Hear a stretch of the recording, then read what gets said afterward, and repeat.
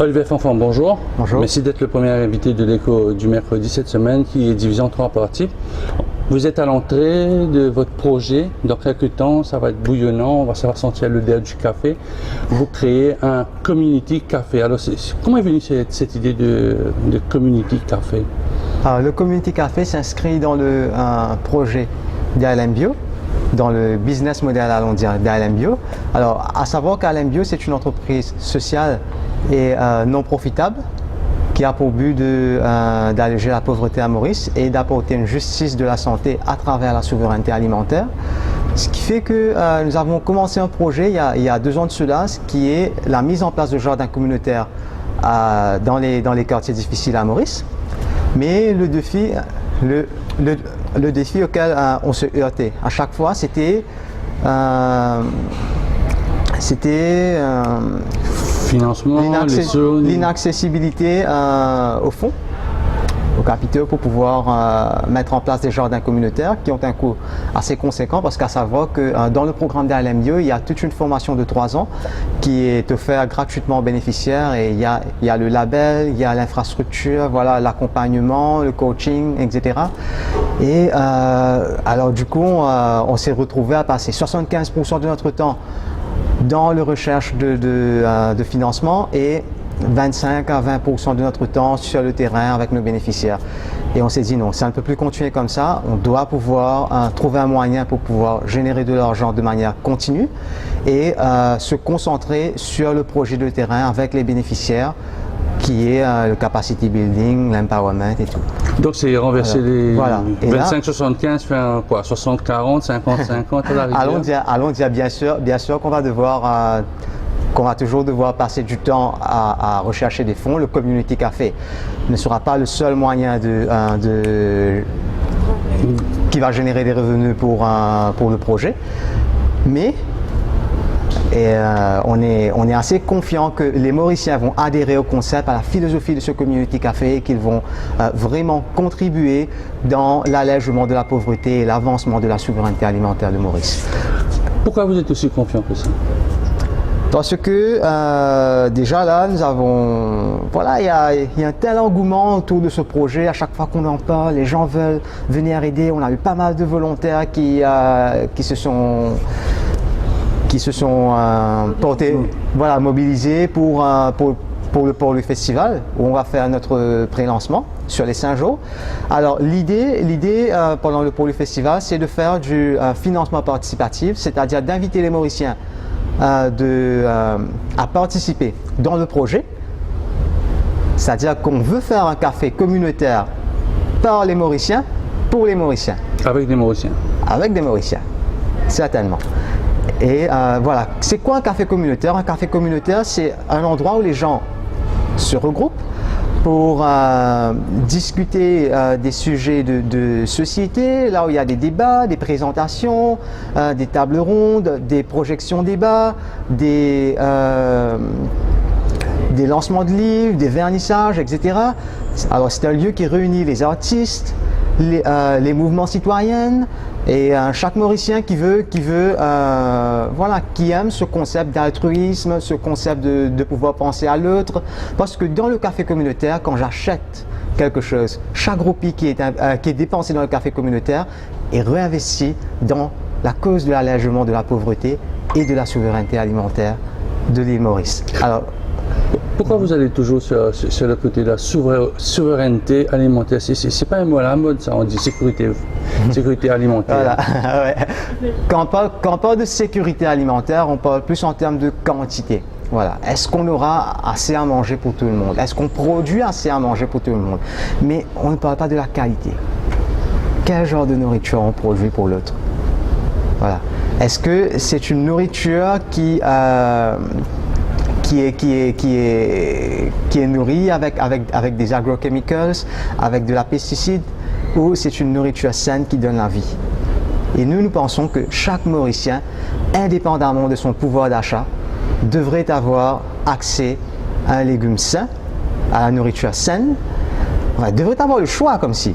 Nous, on offre le choix. On ne dit pas que voilà, tu es obligé de manger bio. On ne veut pas obliger les gens, mais on veut offrir le choix. avec tes 15 roupies, tu peux soit t'acheter une laitue bio ou une laitue qui a été cultivée avec de la pesticide et des agrochemicals. Voilà, c'est ce qu'on veut offrir aux Mauriciens, on veut que demain, les gens de la classe ouvrière et de la classe moyenne puissent avoir accès à la santé. Quel genre de café que vous allez faire? Le qu'on fait, c'est du café ou on va parler autour d'une tasse ou quelques tasses de café? Voilà, on dit café communautaire dans le sens large. Le terme café, bon, c'est un concept. Voilà, c'est un concept où on fait à manger. Voilà, c'est pas que du café. Café pour dire que ce n'est pas que de la restauration. Voilà. Donc il y a menu midi, menu soir. Comment ça va fonctionner un peu?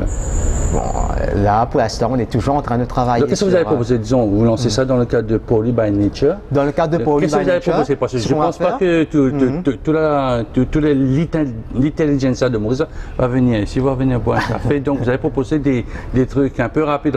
Il y aura des jeunes, il y aura des vieux qui vont faire des déplacements chez vous, voir un peu ce que vous lancez. Bien sûr, on pourrait dire un presque soft launch. On va proposer de la cuisine typique mauricienne. C'est-à-dire, typique là, c'est le vlog. Rougail de poisson salé, tout ce qui est vinda et bringel, tout ça. Voilà. Ce sera un peu mine-bouille, les menus qu'on aura ici. Et c'est ça un peu l'esprit du café communautaire, hein, c'est de célébrer notre culture, de célébrer le mauricianisme, de célébrer notre patrimoine. Dernière question, qu'est-ce que vous aimeriez que les Mauriciens découvrent pendant Poly by Nature, dans le Community Café? Vous avez parlé de la cuisine, qu'est-ce qu'on pourrait découvrir, quelque chose qu'on n'a jamais goûté, jamais entendu? Qu'est-ce qu'on pourrait voir? Peut-être que on va proposer une visite virtuelle du jardin à travers la réalité virtuelle, le VR, où on pourra visiter le Community Garden de Baie du Tombeau au Coudon. Voilà. C'est ça la cerise sur le gâteau, on pourrait dire. On l'espère, ouais. Oliver Forfan, merci beaucoup.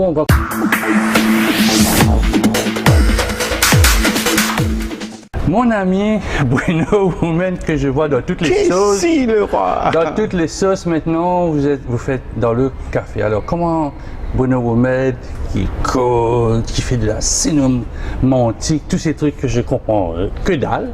Alors là, vous êtes retourné un peu. Il faudrait venir faire les cours en passant. Et là, ici. c'est un projet, le Community Café, c'est un projet plus terre à terre, on pourrait dire. Oui, c'est terriblement terre à terre. Tu as le bon mot. En fait, moi, j'étais en train de donner des cours d'entrepreneuriat avec tout un groupe dans le sud. Et le fameux BYB? C'est le BYB adapté au grassroots level. Et quand on était en train de penser sur le côté pratique, après le côté théorique, c'est là qu'un jour j'ai lu un article sur le jardin communautaire à Baie du Tombeau. Et j'ai pris mon téléphone et j'ai appelé Oliver Fanfan et on s'est rencontrés. Il faut dire que j'avais moi aussi vu des films comme En quête de sens, Demain. Donc le retour à la terre, avoir des légumes bio, cultivés soi-même ou en communauté, c'est quelque chose qui me parlait déjà. Mais là, j'ai vu ces deux jeunes, Oliver et Chloé. On a sympathisé, on a commencé à se dire comment est-ce qu'on peut collaborer. Je les ai un peu pris sous mon aile et j'ai vu qu'ils avaient besoin de coaching et que les bénéficiaires aussi avaient besoin de coaching. Donc ça, c'est un projet qui va commencer plus tard. Et là, récemment, avec le projet de Poly by Nature, les choses se sont un peu accélérées et ils ont fait appel à moi et je dirais que voilà comment je me suis trouvé embarqué moi aussi dans ce projet de jardin et de café. Vous y croyez, vous faites la formation? Je viens d'aider au niveau financier, de regarder comment est-ce que les gens, combien de membres il faudrait qu'on ait pour que ça devienne quelque chose de viable. Eh bien, je vois que c'est possible. Je vois que s'il y a un nombre, bien sûr, critique, un nombre suffisant de personnes qui deviennent membres de ce café communautaire. Ils contribuent tous les mois, par exemple 100 roupies, d'autres peut-être pourront contribuer 500.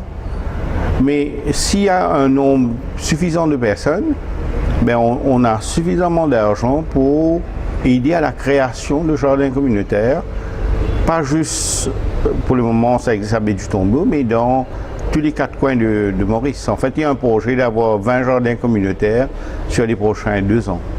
Pourquoi il faudrait qu'un membre ou quelqu'un vienne souscrire à 100 roupies par mois? L'idée de membre, c'est que, par exemple, il y a un café communautaire.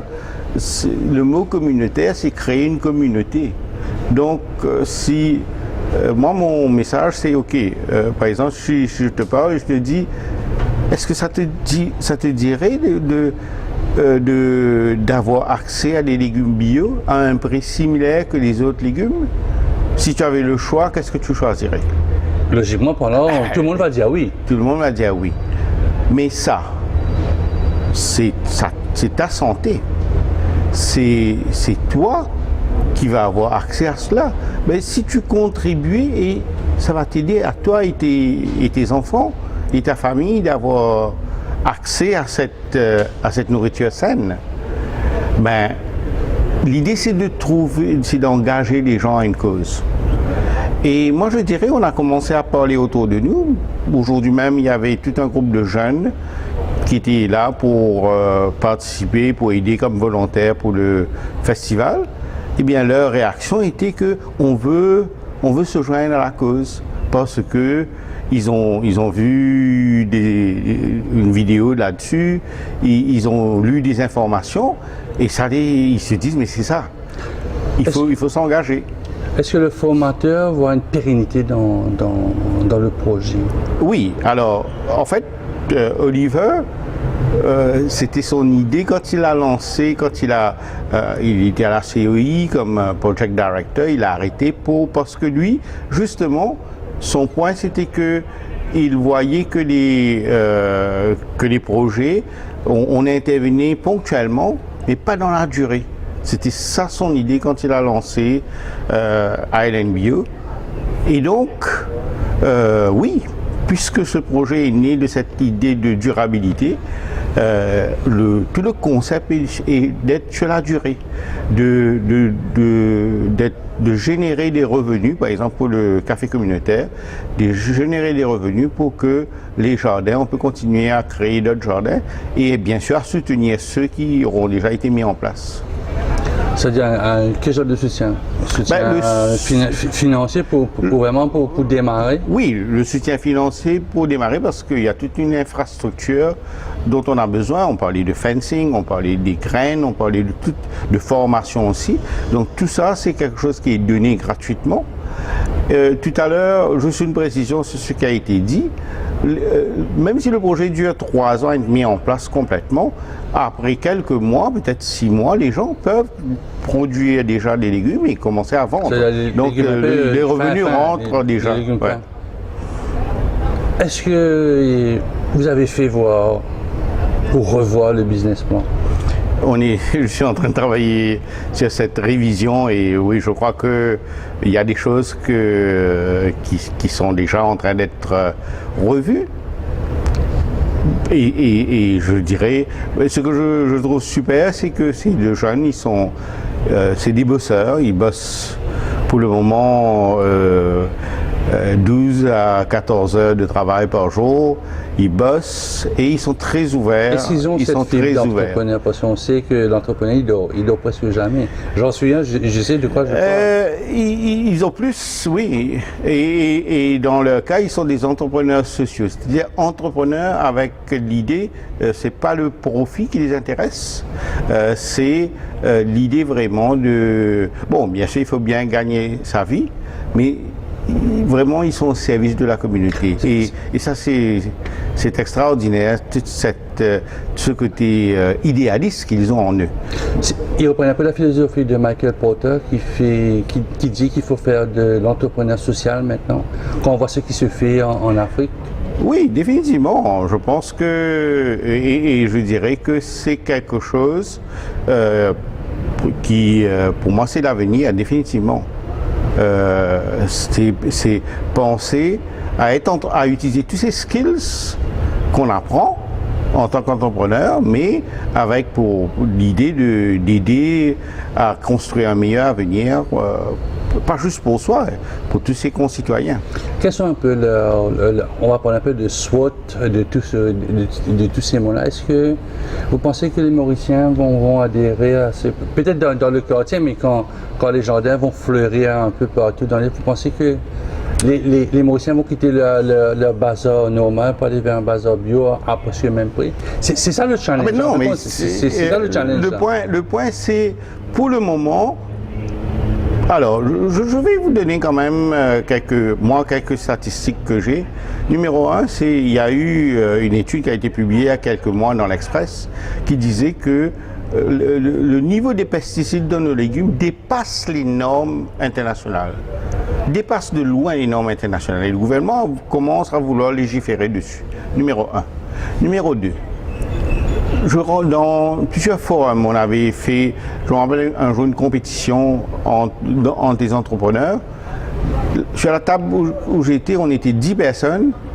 Quand on a demandé quelle est l'idée que vous souhaiterez mettre en place, 6 sur 10 ont eu un projet lié à la permaculture, à légumes bio, etc. Ça montre qu'il y a un intérêt. Je crois qu'au niveau des Mauriciens, ils voudraient aller vers quelque chose de plus sain. Le problème, c'est le prix. Le problème, c'est que ce qu'on a pour le moment comme légumes bio est hors de prix pour toutes sortes de raisons. Et c'est ça que le projet de jardin communautaire veut renverser, proposer un nouveau business model, quelque chose où on peut produire à quelque chose de plus au même prix que les autres légumes. Et à ce moment-là, franchement, si vous demandez à quelqu'un qu'est-ce que tu choisis, est-ce que tu choisis, tiens, prends les pesticides là, ou alors un légume bio, il n'y a pas de photo. Donc moi, j'ai pas de souci pour le côté quand ça va se mettre en place. Bien entendu, le gros challenge, comme dans n'importe quelle ONG, dans n'importe quelle entreprise, c'est le côté de trouver des fonds. Ce qui moi me motive aussi, c'est que là, j'ai moi-même accompagné Oliver et Chloé pour rencontrer certains sponsors et ils sont super intéressés. Et moi, je suis très confiant qu'en 2018, on verra l'envol de Allen Bio et des jardins communautaires et du café communautaire. Donc, Chloé, Oliver ont 5 jours pour plaire, pour sortir de l'eau. Alors, quels ont été un peu les conseils? 5 jours, ça paraît long, mais c'est vraiment court quand on regarde. Alors, ce matin, je vous ai partagé un concept, le concept de 80-20, le concept de Pareto, en disant que c'est connu, 20% de nos efforts produisent 80% de résultats. Donc j'ai dit, allons nous concentrer sur les 20% d'efforts qu'il faut faire là pour produire le maximum de résultats. Donc voilà, on est en train de plancher dessus parce que oui, on voudrait pouvoir casser la baraque, casser la baraque, mais il y a des limitations. Mais moi je m'attends à ce que ce soit une super expérience, une expérience où on va apprendre énormément de choses sur nous-mêmes et sur les autres. Parce que les gens vont venir, les gens vont poser des questions, les gens vont vouloir justement avec la réalité virtuelle avoir une idée de c'est quoi un jardin communautaire. Moi j'ai eu l'expérience de mettre le casque de réalité virtuelle et de voir vraiment de tourner et c'est comme si j'y étais. C'est extraordinaire. Ce que j'espère, c'est qu'on aura beaucoup d'interactions. Il y aura aussi ici des conférences sur des différents thèmes, sur l'entrepreneuriat social. Un autre thème, c'est est-ce qu'on peut apprendre à devenir entrepreneur? Donc, on a plusieurs invités qui seront là. On parlera aussi d'éducation alternative. Est-ce que la pauvreté mérite notre système d'éducation? On aura des gens de Anfen et de TIPA. Donc, comme je dis, comme je dirais en tant que coach, ma façon de penser, c'est il y aura there's going to be a lot of fun, donc et beaucoup d'apprentissage. Bonne nouvelle, merci beaucoup. Alors, bon, pour lui, by nature. Merci, Jesse.